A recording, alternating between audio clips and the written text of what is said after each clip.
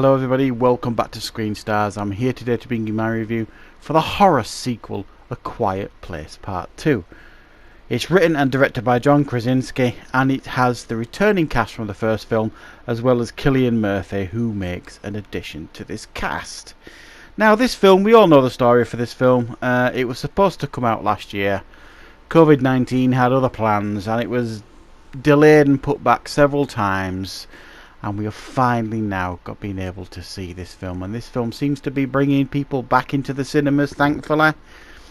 And what do we get with A Quiet Place Part 2? Well, I watched and reviewed the first one on this channel, and I was super impressed with that film. I thought it was wholly original, one of the most tense experiences I've ever had watching a film.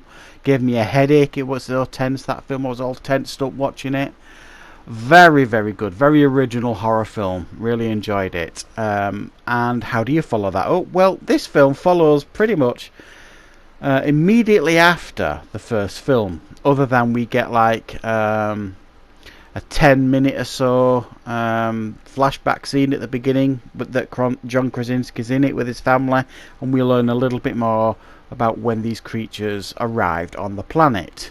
But we've kind of seen snippets of that sort of stuff in the trailers and other things leading up to this release. Following that opening, we are introduced to the Abbott family again. They have to leave their safe haven of their home now. They can't live there anymore, and they have to move out beyond their safe haven that they've lived in for so long. So they go out looking for help, looking for some new safe place they can go, and they soon find Cillian Murphy, who is on his own, pretty much a lost person, and they kind of team up to help and support each other. But they soon learn that these creatures may not be the only threat that they may be facing. Right, what are my thoughts on A Quiet Place Part 2? Well, it had a lot to live up to, this film. Does it manage to do it? Yes, I think it absolutely does.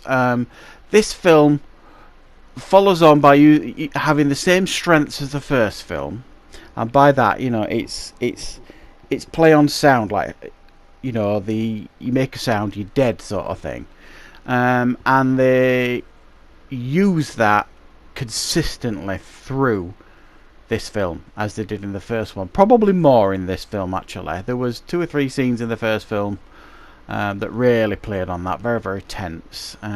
You could argue, and some may argue, that they may overuse it in this one, because it's almost like consistently used in this sequel, but used really effectively. I thought the addition of Cillian Murphy was excellent. He's great in the film.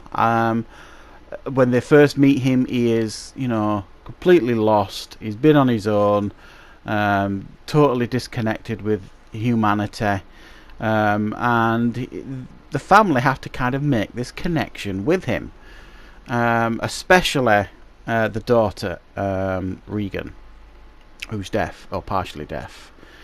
Now essentially what she does is, she's not content to just stay where she is. They kind of hear this song on a radio, and she puts 2 and 2 together, and she goes off looking for more help, if you like. This causes a real problem for Emily Blunt's character, Evelyn, and she basically begs and pleads Cillian Murphy to go after her daughter. So at that point, the film kind of then becomes a 2-pronged thing. You've got Cillian Murphy and the daughter's story, and then you've got Emily Blunt's character and her remaining children's story, and they're both pretty engaging to watch. So what I liked about this sequel is it expanded the world, added new threats, and by that I mean humanity. I mean, we've seen these sort of films before, you know, where there's like some kind of post-apocalyptic event, and it brings out the best and the worst of humanity. And you see that in this film. There's a community of savages, I suppose you could call them, that we meet. Although I think a bit too briefly in the film. I would have liked to have, you know, seen more of them in the film, maybe. But also as well, I think what the film could have improved on here is I think we probably could have got a little bit more about Cillian Murphy's character.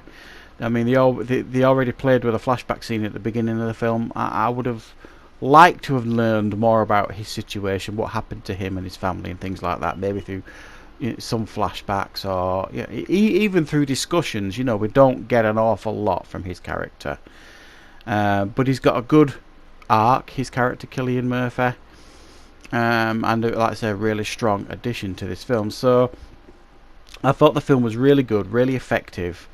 Some very, very tense scenes in it. Is there anything as high in tense wise as the bath scene in the first one?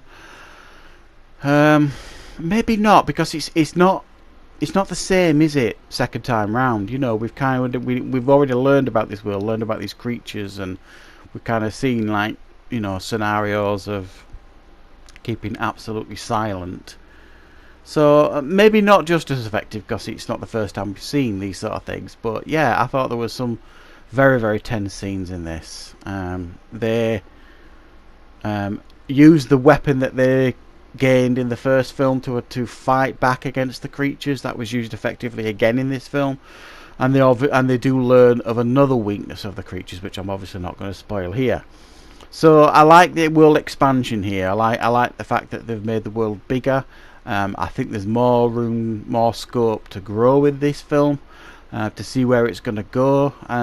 So yeah, I was really impressed with it, and I'm going to give this one an 8.5 out of 10, which I think is the exact same score I gave the first one. I think it's an excellent sequel. It continues this franchise really, really well. It's effective, it's scary, it's tense, great performances, some new additions to the cast. And a film I think you're really, really going to enjoy. So yeah, check out A Quiet Place Part 2. Very, very good indeed. And of course, I will be back on the channel with more content very, very soon.